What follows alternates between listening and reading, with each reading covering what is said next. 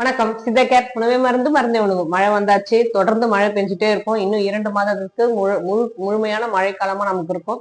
இந்த மழை காலத்துல சாதாரணமா எல்லாருக்கும் வர டெங்கு, மலேரியா, டைபாய்டு, சளி, இருமல், அப்புறம் பங்கஸால வர நோய்கள், இது எல்லாமே தாக்கக்கூடிய தன்மை எல்லாருக்குமே வரதுக்கு நிறைய வாய்ப்பு இருக்கு. முக்கியமா நோய் எதிர்ப்பு சக்தி குறைவா இருக்கிறவங்களுக்கு நிறையவே வாய்ப்பு இருக்கு.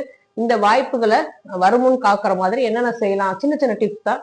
என்னென்ன செய்யலாம் அப்படிங்கிறத பார்க்கலாம். முக்கியமா எல்லாரும் சொல்ற மாதிரி தண்ணீரை காய்ச்சி குடிக்கணும். அது எந்த தண்ணீரா இருந்தாலும் சரி, முடிந்தவரை மினரல் வாட்டர், பாட்டில்டு வாட்டரை தவிர்த்துட்டு நமக்கு அருகில வர மெட்ரோ வாட்டரா இருந்தாலும் சரி, அருகில ஆறோ குளமோ அதுல இருந்து வர தண்ணியா இருந்தாலும் சரி, நமக்கு அந்த தண்ணியை எடுத்து நல்லா 5 நிமிடம் வரை நல்லா கொதிக்க விட்டு அதை ஆற வைத்து நம்ம ஒரு மண் பானையிலயோ இல்ல செப்பு பாத்திரத்திலயோ எதா இருந்தாலும் 8 மணி நேரத்துக்கு மேல ஒரு பாத்திரத்துல இருக்கக்கூடாது.